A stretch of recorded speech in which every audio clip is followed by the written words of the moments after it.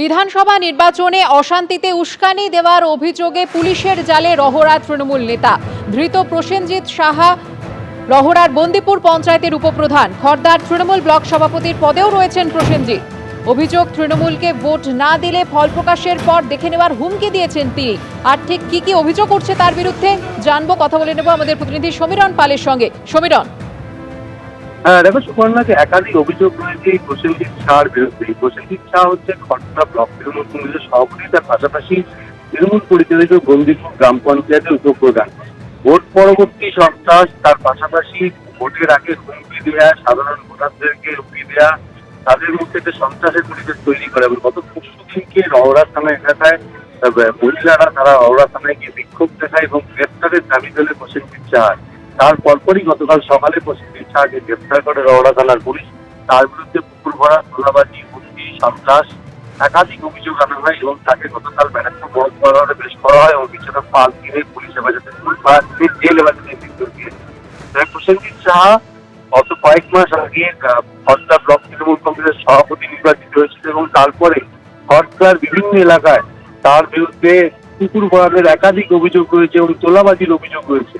তার পাশাপাশি এলাকার মহিলাদের সঙ্গে অভব্য আচরণ, এলাকায় সন্ত্রাসের পরিবেশ তৈরির অভিযোগ রয়েছে এবং সেই অভিযোগে এলাকার সাধারণ মানুষ অতিষ্ঠ এবং সেই মর্মে পুলিশের কাছে অভিযোগ জমা পড়ে। অভিযোগ পেয়েই রওরা থানার পুলিশ গতকাল সকালে তাকে গ্রেপ্তার করে আদালতে পাঠায় এবং ব্যারাকপুর মহকুমা আদালত তাকে 5 দিনের জেল হেফাজতে নির্দেশ দিয়েছে। ধন্যবাদ সমীরণ। অন্যদিকে বীরভূমের মোহাম্মদ বাজারে তৃণমূলের 2 ব্লক সভাপতিকে গ্রেফতার করেছে পুলিশ। তাদের বিরুদ্ধে অভিযোগ উঠেছে 2021 সালে ভোট পরবর্তী হিংসা এবং খুনের অভিযোগ। গতকাল উত্তরবঙ্গ থেকে মোহাম্মদ বাজার 1 নম্বর ব্লকের তৃণমূল সভাপতি তাপস সিনহাকে গ্রেফতার করা হয়। সেই সঙ্গে গ্রেফতার করা হয় কালীপ্রসাদ বন্দ্যোপাধ্যায়কেও। বিস্তারিত জানবো, কথা বলে নেব আমাদের প্রতিনিধি ভাস্কর মুখোপাধ্যায়ের সঙ্গে। ভাস্কর,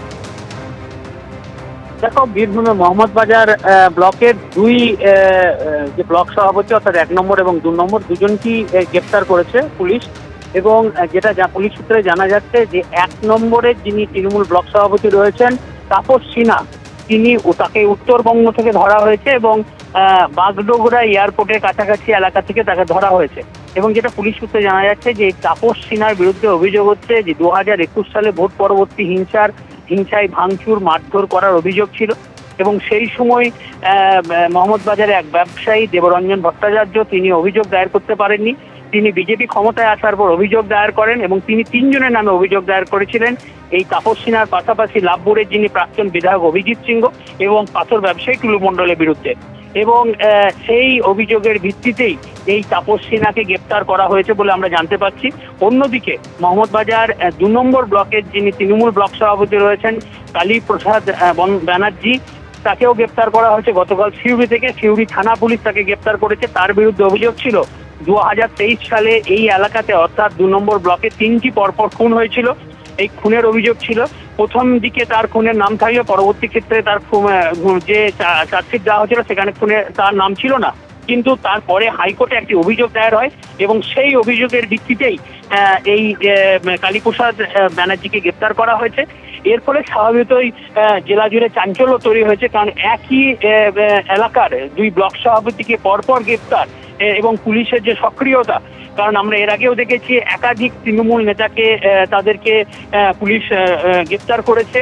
এবং এখনো পর্যন্ত গতকাল একাধিক জায়গাতে তৃণমূল যেসব ব্লক সভাপতি ছিলেন বা যারা কর্মকর্তা ছিলেন, যারা তাদের বিরুদ্ধে অভিযোগ ছিল এই ভোট পরবর্তী হিংসার বা দুর্নীতির অভিযোগ ছিল, তাদেরকে মারধর করা হয়েছে, এমনকি কাউন্সিলরদেরও মারধর করা হয়েছে।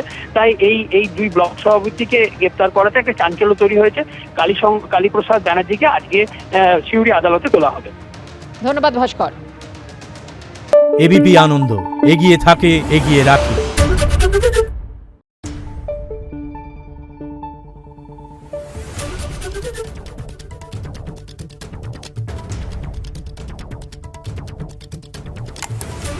Thank you.